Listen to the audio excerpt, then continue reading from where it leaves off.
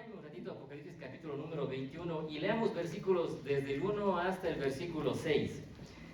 Fíjese lo que dice allí en el libro de Apocalipsis, capítulo 21 del 1 al 6, dice: vi un cielo nuevo y una tierra nueva, porque el primer cielo y la primera tierra pasaron, y el mar ya no existía más. Y yo, Juan, vi la santa ciudad, la nueva Jerusalén, descender del cielo de Dios, dispuesta como una esposa ataviada para su marido. Y oí una gran voz del cielo que decía: he aquí el tabernáculo de Dios con los hombres, y Él morará con ellos, y ellos serán su pueblo, y Dios mismo estará con ellos como su Dios. Enjugará Dios toda lágrima de los ojos de ellos, y ya no habrá muerte, ni habrá más llanto, ni clamor, ni dolor, porque las primeras cosas pasaron. Y el que estaba sentado en el trono dijo: he aquí, yo hago nuevas todas las cosas. Y me dijo: escribe, porque estas palabras son fieles y verdaderas.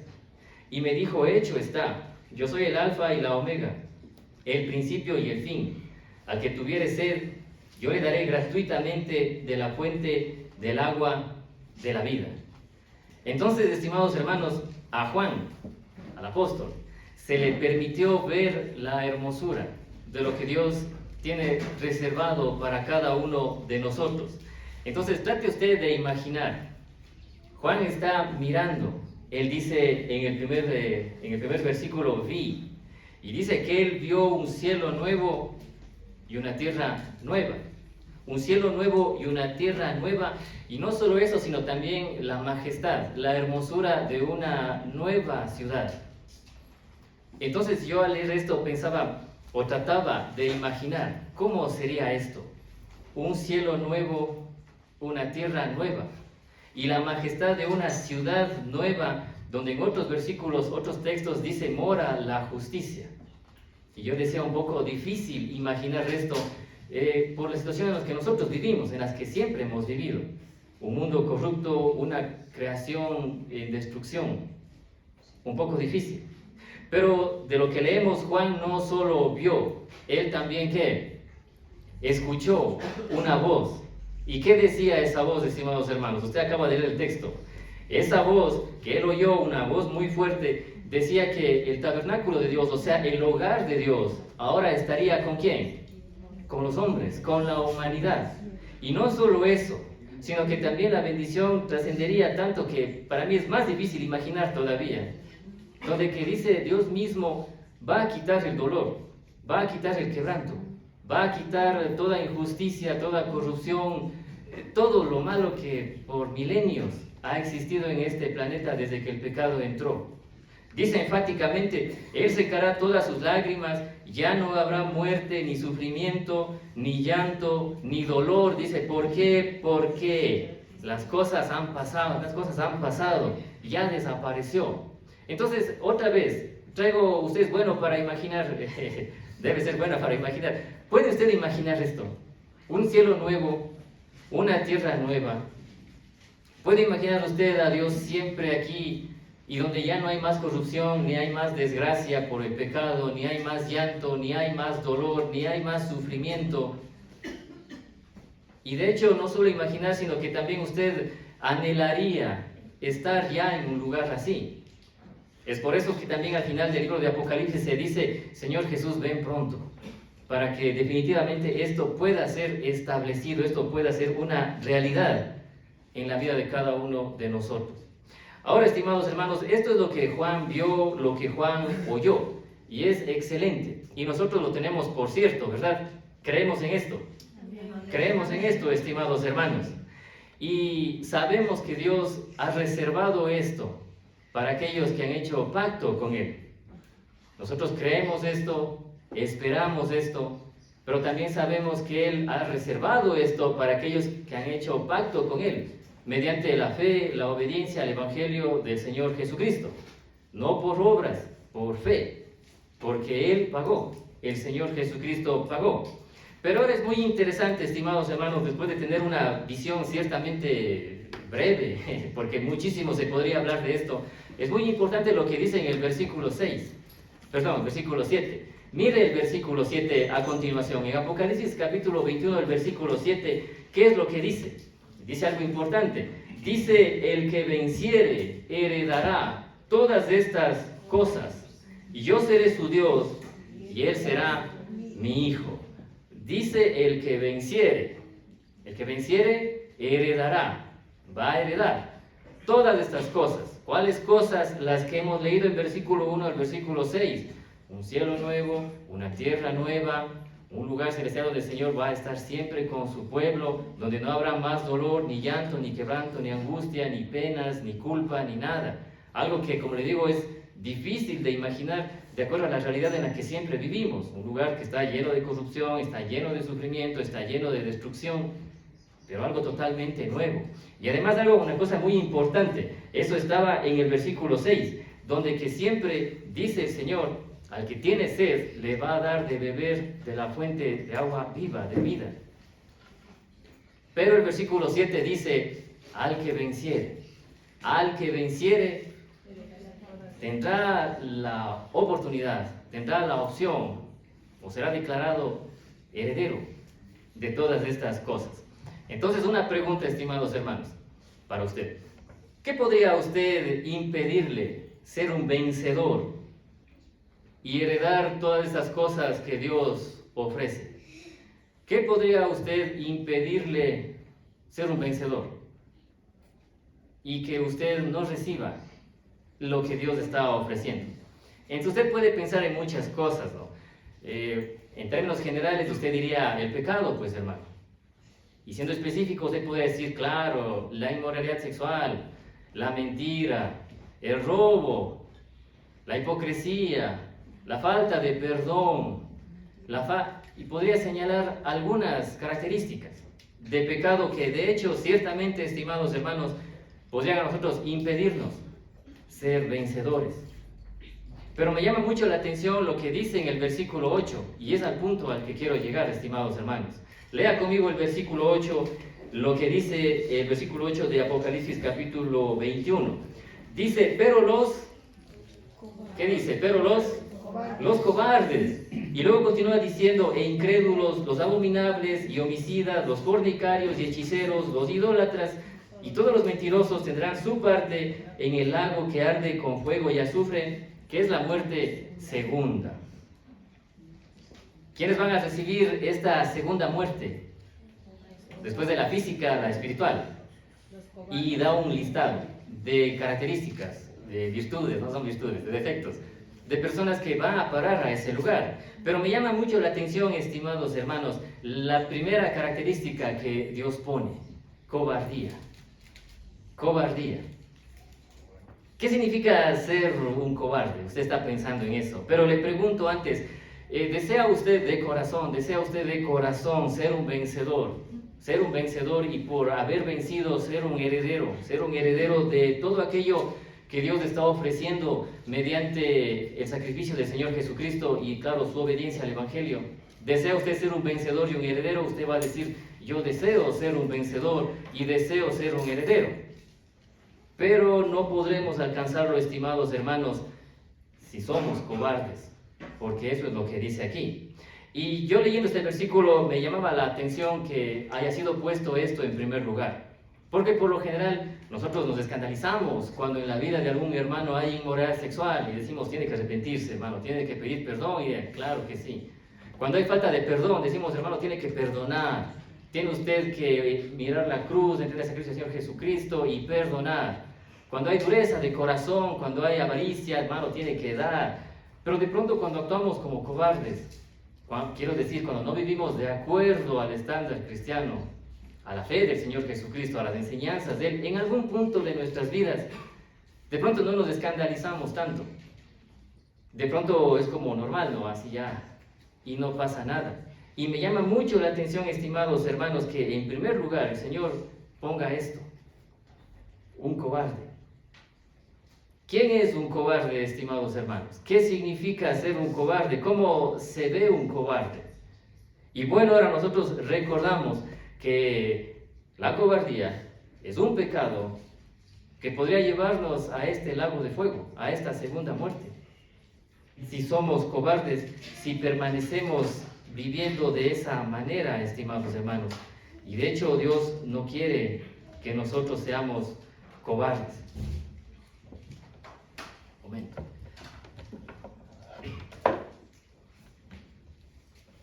La compu se puso cobarde, se colgó. Pero pensando un poco en esto, estimados hermanos, mientras la compu vuelve a su estado normal. Murió.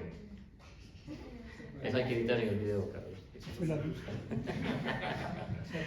Se acobardó la compu, estaba hablando muy duro. Pero pensamos un poco, estimados hermanos, ¿qué significa ser un cobarde? Y de hecho, ser un cobarde representa a alguien que rehuye de responsabilidades. Alguien que ante situaciones difíciles, situaciones donde se requiere determinación, se requiere coraje, se requiere valor, prefiere, digamos así vulgarmente, salvar su propio pellejo y no enfrentar aquello. Esa es una persona cobarde. Y conviene que hagamos una reflexión muy seria en nuestros corazones, estimados hermanos y hermanas. Si nosotros estamos actuando en valor, con valor, como dice la Reina Valera, ¿no? Tiene una palabra, denuedo. ¿Ha leído esa palabra, denuedo? Si nosotros tenemos denuedo en nuestra fe, a través de nuestra fe, entonces de hecho se está pensando, primeramente estaría pensando en predicar la palabra. Si yo tengo valor para predicar la palabra, hay un texto muy importante, está en el libro de 2 de Timoteo, cuando Pablo le dice a Timoteo, te encarezco delante de Dios que prediques la palabra. Claro que sí, pero le dice, sea oportuno o no sea oportuno. O sea fácil de hacerlo o parezca un poco peligroso hacerlo, pero tienes que hacerlo. Pero no solo hablamos de esta valentía en el hecho de predicar la palabra, sino también de vivir conforme a esa palabra. Y hay circunstancias también, estoy seguro, porque yo lucho con eso, donde que es un poco difícil, quiero decir, mantenerse en obediencia a la fe. Por ejemplo, cuando se tiene que ser firme en lo que Dios le ha dicho, tienes que decir la verdad. Y usted tiene que decir la verdad, tiene que ser valiente y decir la verdad. Tratándose en cualquier circunstancia, su propia vida o en otra situación, tiene que decir la verdad. Cuando usted tiene que dar y confiar en el Señor acerca del mañana, y dice, tienes que dar, porque tranquilo, yo estoy al cuidado tuyo, no te va a faltar, no tengas miedo. O cuando usted enfrenta en su vida situaciones que ponen en riesgo su vida, por ejemplo, su salud, dice, tienes que buscar mi reino y mi justicia, sé que estás en problemas, pero busca lo mío, no tengas miedo.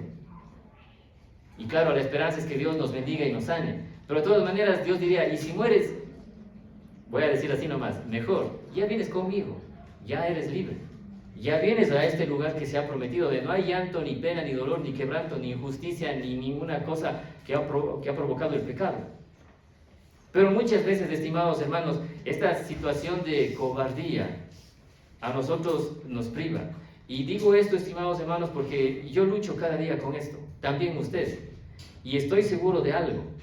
Por ejemplo, cuando yo leo el libro de los Hechos en el capítulo 2, y claro, la iglesia del primer siglo tenía sus problemas como cualquier iglesia porque estaba formada por humanos, y donde hay humanos hay problemas. Pero vemos que estos hermanos más lanzados, estos hermanos más decididos, estos hermanos más valientes, estos hermanos más determinados, por eso había más discípulos, por eso había más poder de Dios en la iglesia. Eran valientes, no eran cobardes. Ahora, las situaciones sociales, como se ha mencionado muchas veces, de pronto eran un poco más difíciles que las de ahora. Porque había un rey, porque ese rey tenía toda autoridad, porque ese rey estaba con problemas mentales, muchos de ellos, perseguía, asesinaba, era un problema. Ya sabe, la sociedad, tal vez muy pocos con educación que en algo alivia el problema, pero no es solución para nada. Tal vez un poco más complejo, pero estos hermanos más convencidos y por ello más valientes para declarar la verdad y vivir conforme a esa verdad. Entonces, piense usted un poco en esta situación del valor. ¿Es usted una persona, o qué diría usted mismo de usted mismo respecto de su valor, de predicar la palabra, de vivir conforme a la palabra? A veces pensamos mucho en las consecuencias, ¿no? Y hay una frase, yo escuché hace mucho tiempo, me dijeron, mira, si tú haces la voluntad de Dios, déjale nomás las consecuencias a Dios, Dios se encarga. Pero si tú rehuyes, si tú te acobardas y si tú no enfrentas aquello, de hecho las consecuencias serán tuyas.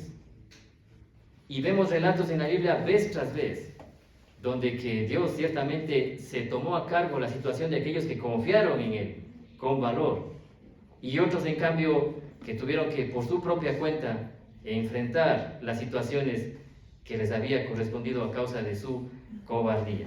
Entonces, estaba leyendo una historia, pero es solamente como una ilustración, estimados hermanos. Usted ha leído sobre Galileo, el astrónomo de muchos siglos. Él había descubierto, bueno, se había dado cuenta, de que es la Tierra que gira alrededor del Sol, y no el Sol alrededor de la Tierra. Y eso era lo que en su momento la Iglesia Católica, que gobernaba y tenía autoridad, decía que no, el Sol gira alrededor de la Tierra, y la Tierra está quieta y el Sol. Pero se dio cuenta de que no, de que era la Tierra que giraba en una órbita alrededor del Sol. Y él necesitaba valor para proclamar esto. Tal vez ahora le asombre, dice, todo el mundo sabe eso, en ese tiempo no se sabía. Pero dice que Galileo tuvo miedo. ¿Por qué? Porque fue amenazado con excomunión. Y hubo otro hombre antes de él, no recuerdo su nombre, que inclusive fue quemado vivo por haber dicho aquello. Imagínense. Pero se cuenta esta historia en un sentido negativo de que Galileo tuvo miedo, no declaró la verdad, porque tenía miedo de ser excomulgado, de ser rechazado, de ser mal visto, y dijo, bueno, está bien, el Sol gira alrededor de la Tierra, quedemos así. Y podría ser que nosotros también en algún momento, frente a una enseñanza bíblica, por algún tipo de temor, digamos, ya está bien, el Sol gira alrededor de la Tierra, y todo bien. Ha leído un proverbio, dice, no respondas al necio según su necedad, para que no seas tenido por necio. Responde al necio como debes responder, para que la verdad sea honrada. Ahora, claro, en medio de eso muchas veces preferimos evitar el conflicto. ¿Por qué? Porque no queremos tener problemas. Pero el apóstol Pablo, hay una historia muy bonita, está en, un relato, para él no fue bonito, pero a nosotros muy inspirador, en Hechos 16, donde él fue apedreado en Listra. Creyeron que estaba muerto, le arrastraron todo. Vinieron los discípulos, no estaba muerto, él se levantó y siguió. Pero él dijo algo importante a los creyentes, dijo, es necesario que a través de muchas tribulaciones y pruebas, que entremos en el reino de Dios. O sea, en un ambiente hostil, contrario a la voluntad de Dios. De hecho que necesitaremos valor y afrontaremos situaciones de crisis. Entonces empiece usted, hermano, a evaluarse delante de la palabra de Dios, delante del Señor, si usted es una persona valiente. Y si no lo es, pues tenemos que serlo. Y ahora usted preguntará, ¿cómo llego a ser una persona valiente? ¿Cómo es que yo puedo ser una persona valiente todos los días? Empezando conmigo mismo, por mi casa, en el lugar donde Dios me ha puesto, en mi trabajo, en todo lugar. Porque de hecho en todo lugar hay que proclamar la verdad con valor. Y usted leyó conmigo en el libro de Apocalipsis que hay un premio para los cobardes. ¿Cuál es este premio? Un lago de fuego que arde con azufre. Usted no quiere llegar allá, ¿verdad? Ni yo. Y tampoco fue la intención del Señor Jesucristo que llegáramos allá, sino Él dijera, oye, ¿para qué entonces yo en la cruz? Necesitamos ser valientes, estimados hermanos. Entonces, yo pensaba en cuáles serían nuestras razones para ser valientes. ¿Cuáles serían nuestras motivaciones, si quiere poner otra palabra, para que nosotros seamos valientes? Y una de ellas, y es obvia, estimados hermanos, tiene que ver con el ejemplo que el Señor Jesucristo mismo nos ha dejado. Que el Señor Jesucristo mismo nos ha dejado. En el libro de Juan, capítulo 16, usted escuche nada más al Señor Jesucristo, Él prediciendo, hablando de su muerte, Él dijo, tengo que irme a Jerusalén, y mi alma está angustiada, pero ¿qué diré? ¿Me echaré atrás? No, si para esto mismo yo he venido, dijo el Señor.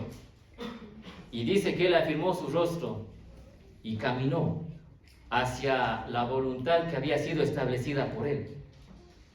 En otro momento usted también ha leído cuando Él habla de su muerte y cosas que va a pasar. Inclusive uno de sus discípulos se acercó y le dijo, Señor, eso va a ser muy feo. Y Jesucristo dijo, va a ser feo, pero tengo que hacerlo. E inclusive le reprendió diciendo, hay que buscar la gloria de Dios, aunque sea difícil y dé miedo. ¿Usted ha leído esos pasajes? El Señor Jesucristo, estimados hermanos, es nuestra motivación. Y usted tiene que considerar el valor que Él tuvo, el denuedo, el coraje, la determinación que Él presentó. No solo, y de hecho apuntamos por lo general al sacrificio que Él dio, que fue muy difícil, pero durante su ministerio tampoco las cosas fueron fáciles. Siempre estuvo en oposición y siempre había un grupo de judíos religiosos de la época persiguiéndole, para fastidiarle, para hacerle quedar mal, mintiendo, contradiciéndole, inclusive en muchas ocasiones ya yendo a apedrearle y a justiciarle. Pero Él dijo: yo he venido a hacer la voluntad de mi Padre. Y pienso que debe ser nuestro mismo argumento en situaciones que a veces tenemos miedo. Cuando estamos frente a personas y tenemos que hablar, o tenemos que mostrarnos en ese testimonio. Yo he venido a hacer la voluntad de mi Padre. Y el Señor Jesucristo, en primer lugar, estimados hermanos, es nuestro ejemplo de valor, de convicción, de determinación, de coraje. Es un primer buen ejemplo, estimados hermanos. Pero una segunda razón para usted, una segunda razón de por qué usted tiene que ser valiente, es porque si usted no es valiente, usted no va a ser un buen ejemplo, ni usted va a ser un estímulo, ni usted va a dar un testimonio para las demás personas que están a su alrededor. Qué feo sería, hermano, que dijeran: ay, ese hermano Daniel era un cobarde. Esa palabra duele, que le digan: usted era un cobarde. Pero cuando una persona da su vida y muere como héroe, de un ejemplo, todo el mundo se inspira y dice: qué bestia, dio su vida. O cuando usted ve una película y claro, al final la persona se sacrifica, hasta usted llora y dice: ay, ha tocado mi corazón, dice, ¿por qué se sacrificó? Dice, es tan valiente, y quisiéramos ser como esa persona. El Señor Jesucristo lo hizo, lo acabamos de mencionar, pero ahora hablamos de nosotros. ¿Y qué pasa si nosotros no somos lo suficientemente valientes y no damos ese ejemplo, ese testimonio? Y no se trata de que usted esté mirando ahora que está a su lado para ver si Él es, no, es usted. Ya dejaron ese ejemplo. El Señor Jesús está siempre con usted. Entonces hay ejemplos en la Biblia, ejemplos positivos y ejemplos negativos. Hay un ejemplo negativo, pero que luego se volvió positivo. Es el del apóstol Pedro.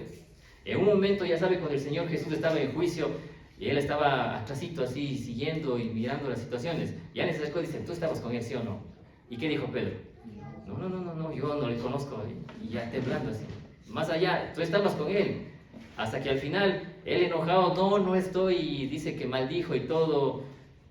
¿Quién sabe con qué vocabulario? Dijo: no estaba. Luego, usted sabe la historia.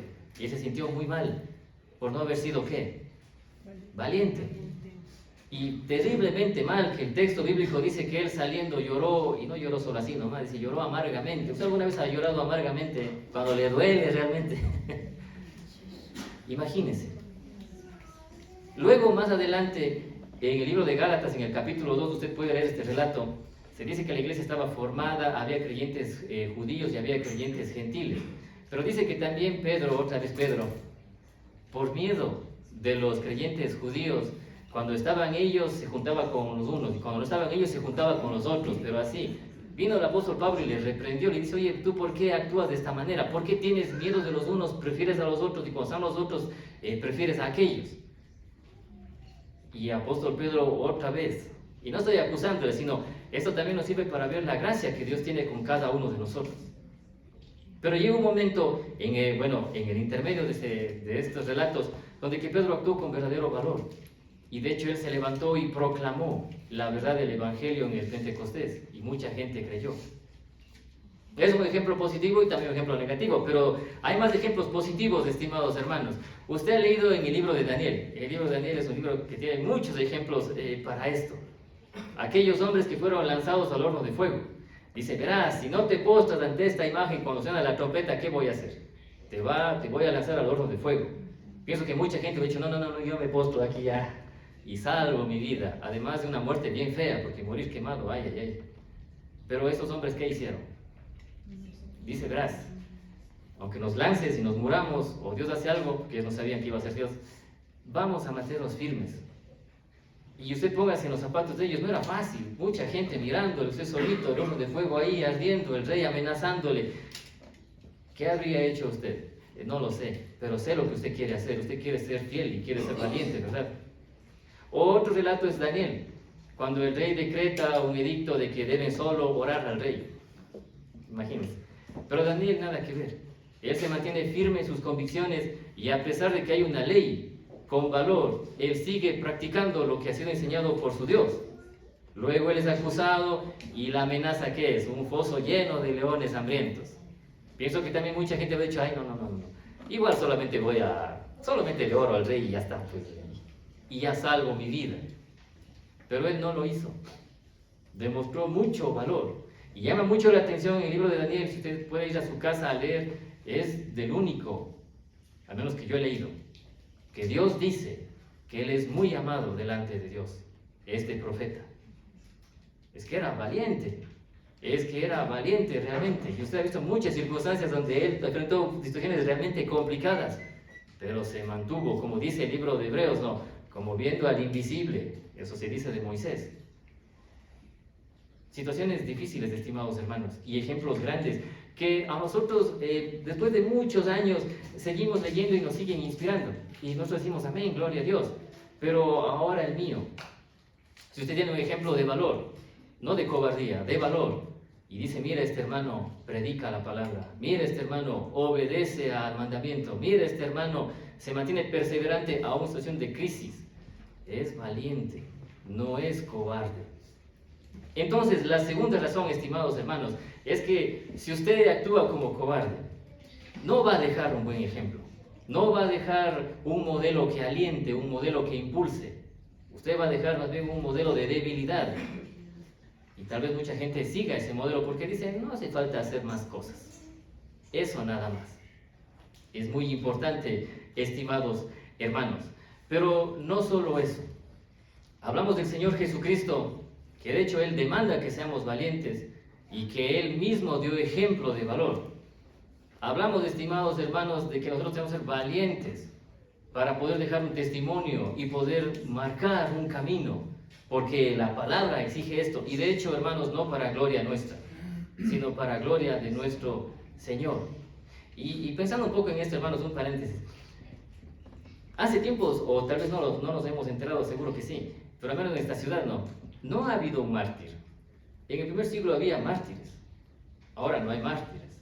Y no digo que vamos a ser mártires, porque mucha gente tal vez se martirizaba para gloria suya, ¿no? O sea, mátenme, para que luego vengan un monumento y digan, el valiente, no.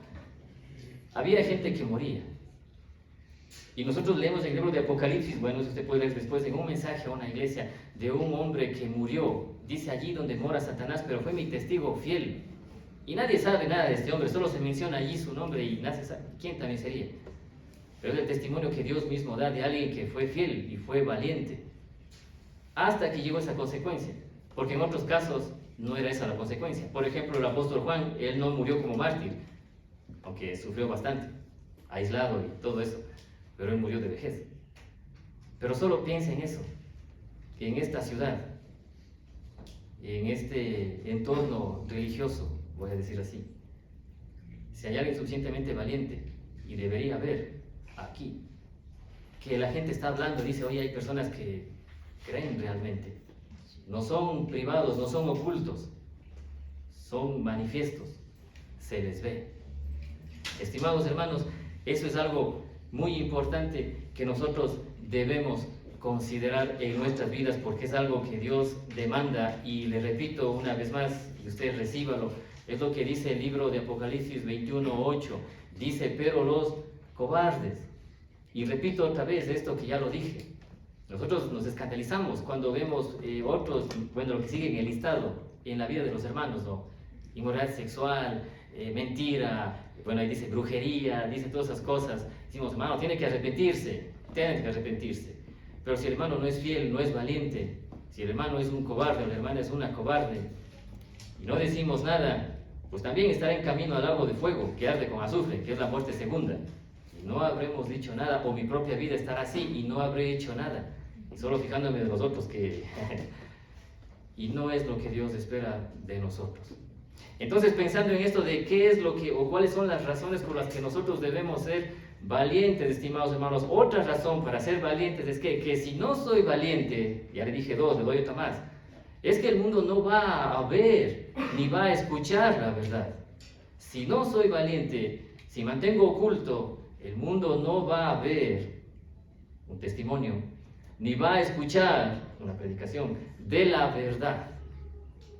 En Efesios capítulo 5, versículo 11, usted en su casa puede leer, ahí el apóstol Pablo está hablando a los creyentes, bueno, viene hablando en el contexto de que debemos asemejarnos a Dios como hijos amados, imitar al Señor. Dice, ni aun se nombre inmoralidad sexual entre ustedes, como conviene a santos, ni palabras necias, ni truanerías, ni cosas como estas. Y en el versículo 11 dice algo importante. Dice, y no participéis de las obras infructuosas de las tinieblas. No participamos. Sino más bien, ¿qué? ¿Quién ha leído? Reprendedlas. En otra versión dice, denúncienlas. En otra versión dice, sáqueles a la luz.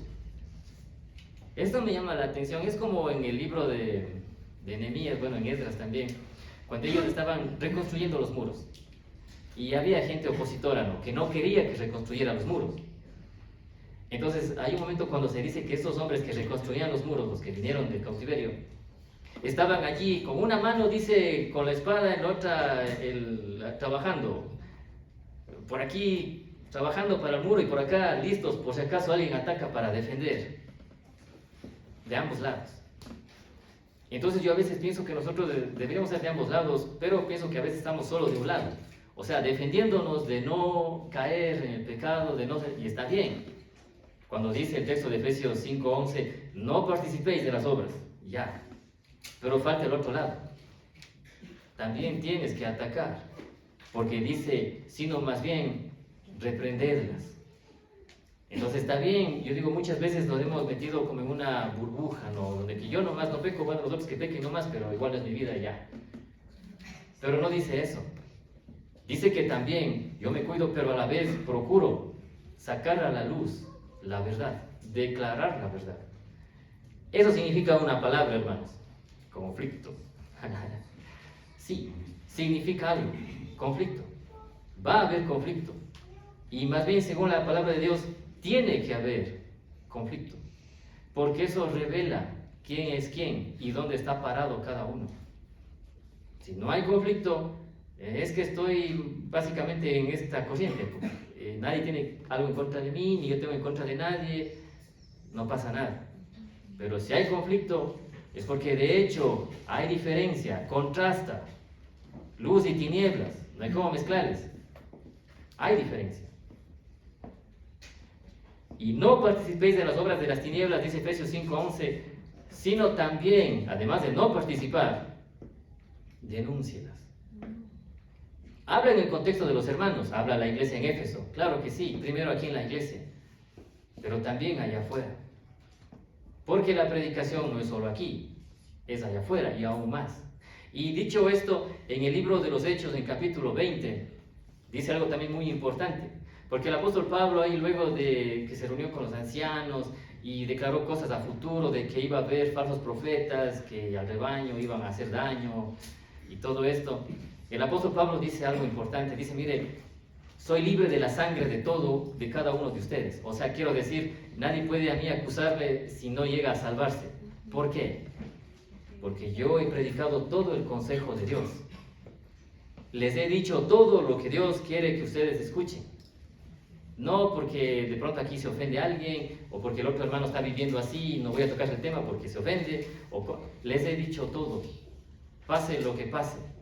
Y también eso tiene que ver de que si es que yo llego a desagradarle porque le he dicho esto, no es asunto mío. Le he dicho, obviamente con respeto, obviamente con mansedumbre, obviamente con humildad, pero le he dicho lo que tengo que decirle. Entonces nadie puede acusarme de que, ay, es que él no me dijo esto y por eso yo pecaba y no sabía. No. Y eso tiene que ver, estimados hermanos, también con nosotros, de cómo hablamos. Y repito, con respeto, con amor, pero con la verdad. Si un hermano está en pecado, hay que decirle.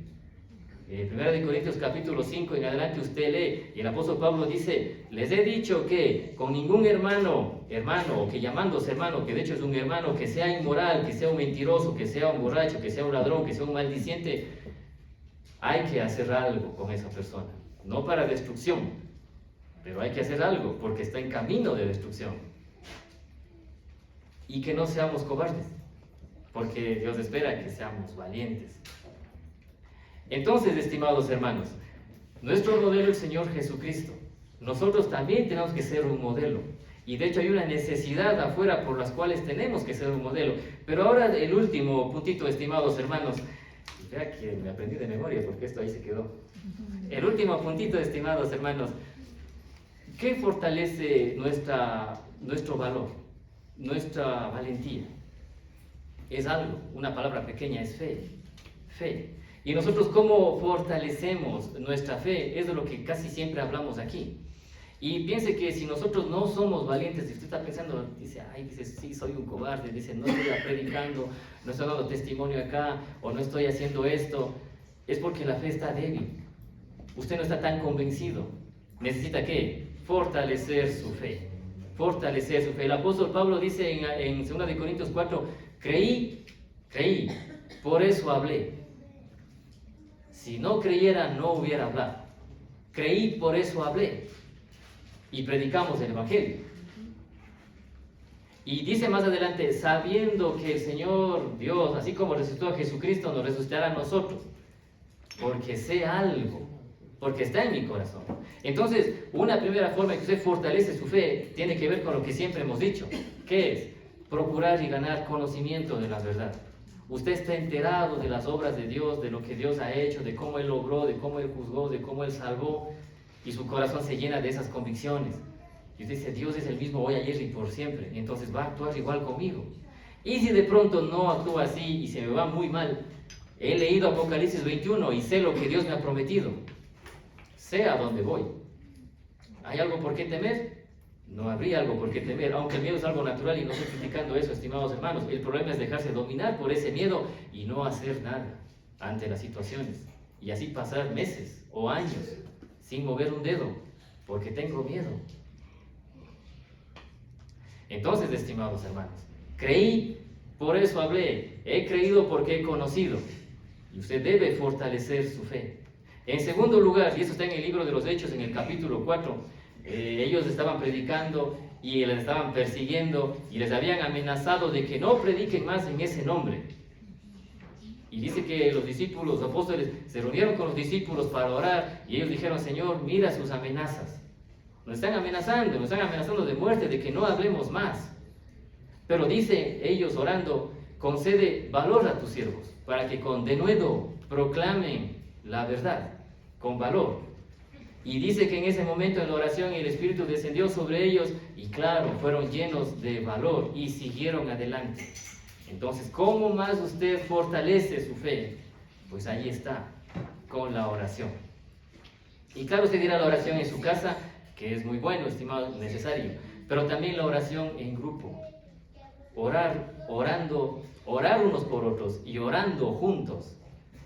Somos más fuertes, estimados hermanos, porque no depende o no es fuerza nuestra. ¿Qué podríamos hacer nosotros frente al mundo, estimados hermanos? Por nosotros mismos me refiero. Nada. Sabiendo que en el mundo hay un príncipe, bueno, así es llamado, mucho más poderoso que nosotros, hablando de nosotros mismos. Pero frente a Dios es otra criatura. Y Dios tiene todo poder y control sobre todo. Entonces, si yo no crezco en conocimiento y me entero de las verdades bíblicas y quién es Dios, y no tomo fortaleza de Él, dependiendo de una circunstancia que nos lleva a orar, de pronto pase mucho tiempo en una situación pasiva, alguien que está guardado nomás, oculto, que no se manifiesta. ¿Por qué? Tal vez porque tiene miedo y no quiere hablar y no quiere tomar responsabilidades porque tiene miedo. Pero hay un problema y les repito, hay un premio para los cobardes y no quiere usted ni yo quiero ese premio, estimados hermanos. Y una última forma, estimados hermanos, cómo usted fortalece su fe es por la comunión. Montoneros, no. Comunión, estimados hermanos. Cuando estamos juntos, somos más fuertes. Y usted viene a este lugar y usted mira a hermanos y hermanas que están esforzándose por lo mismo, por alcanzar la misma meta, y a usted le motiva, y a usted le inspira, y a usted le impulsa, y usted es motivado, y usted y usted quiere, y usted se alegra. Entonces, nunca piense que de pronto aquí algún hermano dice, pero su sola presencia es bendición para alguien. Y alguien se alegra de que usted está aquí, y alguien es motivado porque usted está aquí. Y si usted crece, otro también dice, voy a crecer. Y si usted hace obras para la gloria de Dios, otro dice, yo también quiero hacer obras para la gloria de Dios. Y si vemos una familia bien conformada, dice, yo también quiero una familia así, voy a esforzarme. Y si alguien crece en conocimiento y Dios le da bendición, yo también quiero. Y vamos apoyándonos, estimados hermanos y hermanas. Hay razones para ser valiente. Y digamos viendo de un lado positivo, porque de un lado negativo sería, sea valiente o habrá juicio. Es que la cobardía no va con ser discípulo del Señor. Dice el Señor Jesucristo, y bueno, no estaba esto apuntado en los textos, pero dice, cualquiera dice que me niega a mí, yo le voy a negar a él. Cualquiera que en cambio me declara, yo le voy a declarar. Alguien, ay, qué facilito. Sabe que no es tan fácil, sabe que hay oposición, sabe que siempre ha habido oposición y que el mundo no quiere escuchar la verdad. Por eso se requiere, ¿qué? Valor. ¿Dónde usted saca valor? Yo le he hablado un poco de eso en esta mañana. Para terminar, vaya al libro de Josué. Es un texto muy conocido, estimados hermanos. Está en capítulo 1 y está en el versículo 9.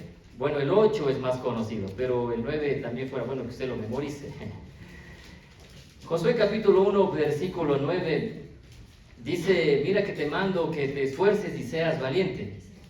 No temas ni desmayes, porque Jehová tu Dios estará contigo en donde quiera que vayas. Solo comentando un poco, a Josué se le podría acusar de cobarde. Se diría, no, pues, si el hombre estuvo con Moisés en el desierto, y él colaboró y fue a espiar la tierra de los gigantes, y vino y dijo que se puede, el hombre era valiente, pero el hombre era humano. Y seguro estamos de que en muchos momentos él dijo, ¿cómo salgo de esto? ¿O qué hago? ¿O ya no quiero estar aquí? ¿O está muy difícil? Y por eso Dios le habla de esta manera. Y le dice, mira que te mando que te esfuerces y que seas valiente. Que no tengas miedo, ni que te desalientes, que no desmayes. Porque yo siempre estaré contigo, en donde quiera que vayas. La tarea que Josué tenía no era fácil, hacer guerra, introducir al pueblo a la tierra prometida. Además que el pueblo no colaboraba mucho en algunos momentos. Pero él tenía que ser una cosa, valiente. Perdonando así, obras de amor, quiero yo